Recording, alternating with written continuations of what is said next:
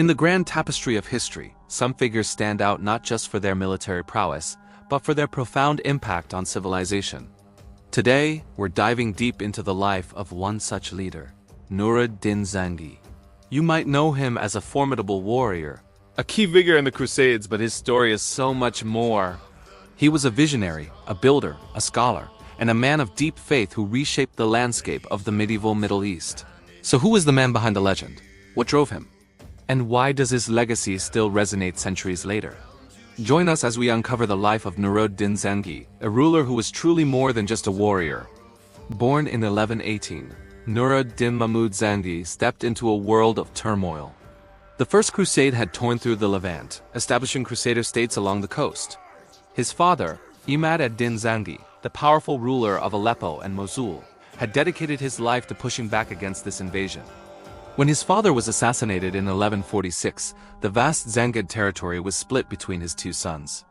Noorud Din inherited Aleppo, while his older brother took Mosul. At just 28 years old, Noorud Din found himself at the helm of a critical frontline state surrounded by enemies.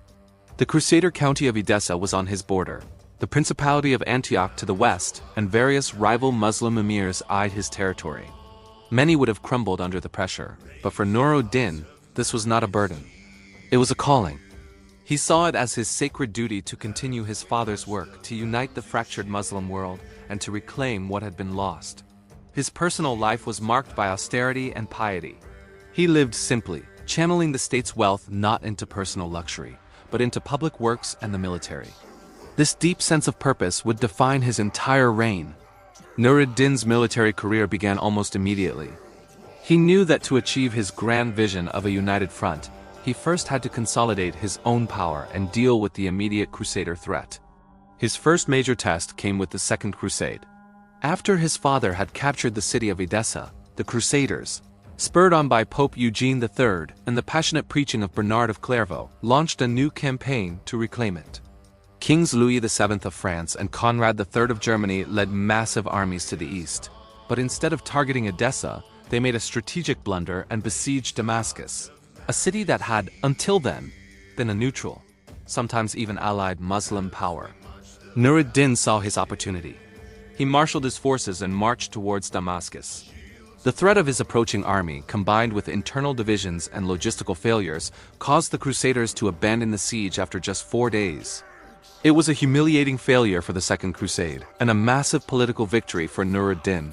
He had successfully defended a major Muslim city and emerged as the preeminent protector of the faith in Syria. This victory not only boosted his prestige, but also paved the way for his eventual takeover of Damascus in 1154.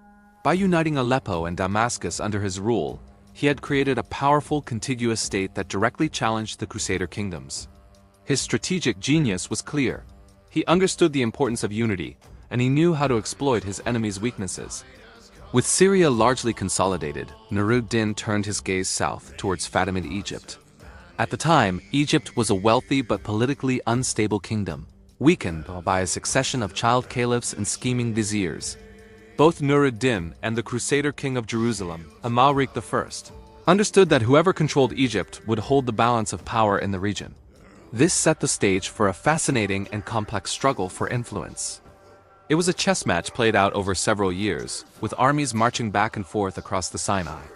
Noorud Din dispatched his most trusted general, Shirkuh, to intervene in Egypt's chaotic politics. And accompanying Shirkuh was his young, ambitious nephew, Salah al-Din, or Saladin as he's known in the West. Shirkuh and Saladin engaged in a series of campaigns against both the Crusaders and rival Egyptian factions. After much maneuvering, Shirkuh was finally appointed vizier of Egypt in 1169, but he died just 2 months later. In a surprising turn of events, the young Saladin was chosen to succeed him. Initially, Saladin acted as Noorud Din's loyal subordinate, but as his power in Egypt grew, tensions began to simmer. Saladin was consolidating his own power base, sometimes acting independently of Noorud Din's commands. There was a growing sense of rivalry between the master in Damascus and his brilliant protege in Cairo, Noorud. Din was reportedly preparing an army to march on Egypt to bring Saladin to heel, but before he could, fate intervened. In 1174, Noorud Din died suddenly from a throat infection. The confrontation that seemed inevitable never happened, leaving Saladin as the most powerful Muslim leader in the region, ready to inherit his master's mission. While his military and political achievements are impressive, to see Noorud as only a warrior is to miss the most important part of his legacy. He was a prolific builder and a patron of justice and education. He understood that military strength was useless without a strong, just, and prosperous society to support it.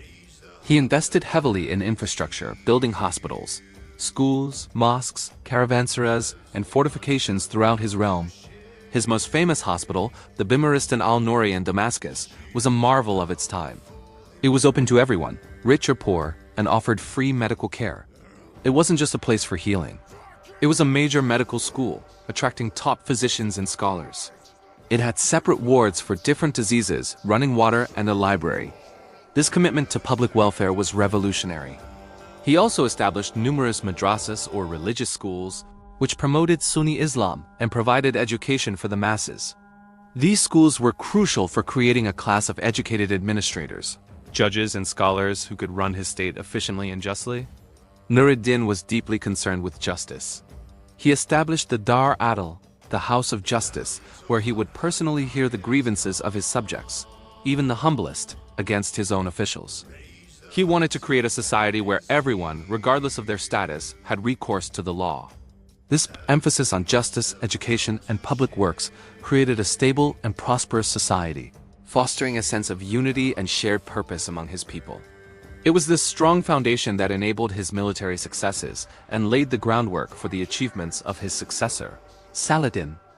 So, how should we remember Noorud Zengi?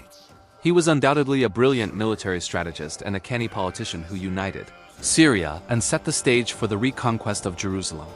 But his true genius lay in his understanding that building a nation was about more than just winning battles. It was about building institutions, fostering knowledge, and ensuring justice for all.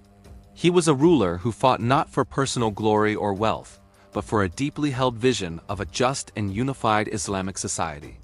He reinvested the spoils of war back into his community, building a legacy of stone and scholarship that would outlast any military victory. When Saladin finally retook Jerusalem in 1187, he was, in many ways, completing the project that Noorud had started. The foundations of that victory were laid not just on the battlefields of Syria and Egypt, but in the hospitals, schools, and courts of justice that Noorud had so carefully constructed. His life serves as a powerful reminder that true leadership is about service, vision, and building a better future for one's people. He wasn't just a warrior, he was a civilization builder, and that is his most enduring legacy. Thanks for watching. If you found this journey into the past insightful, don't forget to like, subscribe, and hit that notification bell for more deep dives into the lives of history's most fascinating figures. Let us know in the comments who you'd like to see us cover next.